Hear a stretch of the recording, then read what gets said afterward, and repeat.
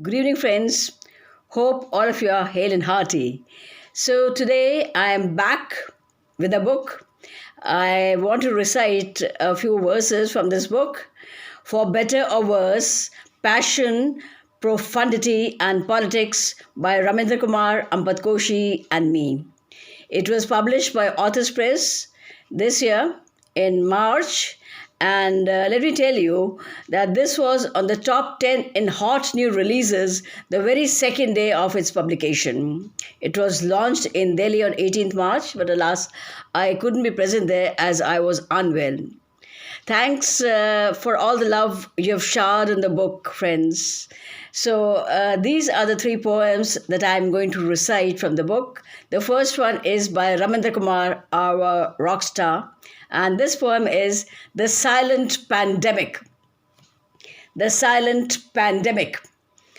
Confined spaces, cramped lives, festering minds, angst-ridden hearts, splintered hopes, the enemy within lashing out, the victims, the other half of till death do us part pledge, or partners in love and or lust. The nowhere persons, they've every journey on the highway of pain, only a dead end in sight. With the world fighting the monster pandemic, who has the time or inclination to fight its mere shadow?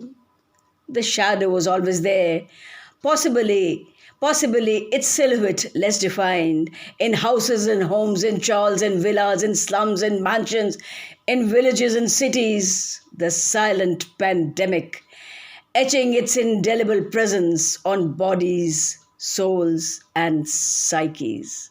Ramendra Kumarji, this is a very, very powerful poem. Thank you so much for writing this. And the second poem is Sakhi by Dr. Ampat Koshi. And this again is a very hard-hitting poem.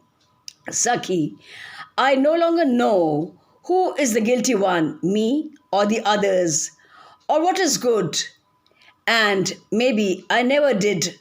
But what I do not know does not matter.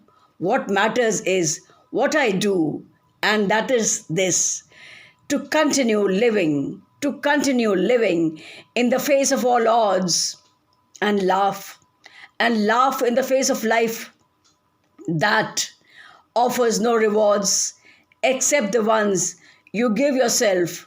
So be generous to yourself today and every day. You only have one life, Sakhi. Sakhi, I wrote the best poems none, no one, not even one ever read. My words on the page danced in the cold wintry nights of the world's neglect.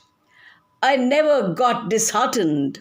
I spun verse by myself, alone, tireless, pitying the ones I should dread. Thank you so much, Dr. Ampat Koshi. This is a very, very hard-hitting poem. Thank you so much. And the third poem has been written by me, and it is called Have the Walls Fallen All? Who is that sitting on cloud 9? Or is it cloud 10? Well, there's a profusion of clouds, countless. Counting clouds is no easy task, but I read various meanings in the clouds, and I see myriad things. Hush. Hush, can you see the diaphanous curtains swaying in the breeze? I see pixies and fairies and elves somersaulting, vaulting over invisible walls, and a lone owl hooting. Where are the walls? Where are the walls? Have they fallen all? Gasping with delight, I find myself levitating towards a new terrain. Never before seen, never before seen. So pristine, so virgin. I see a frozen lake and yearn to skate on it. Foolhardy of me, isn't it? But I want to defreeze all shackles. Ah, there is a cascade of rain. Pitter patter, pitter patter, pitter patter.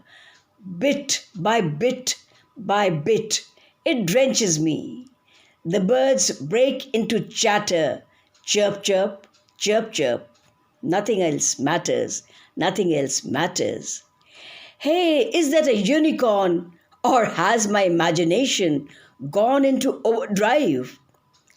I can feel a pink glow of color creeping onto my face. Ah, there is another beauty to behold, all drenched in gold. An oriental dwarf kingfisher perched on a tender branch with slender grace. I inhale the clear scented sweetness of the air as my imagination goes berserk. Perking up, I clutch on to those rain drenched minutes. I clutch on to those rain drenched minutes, making them fragments of the eternal. In the wilderness, in the wilderness, a linnet sings on. A linnet sings on. Thank you. Thank you so much, friends, for listening to me.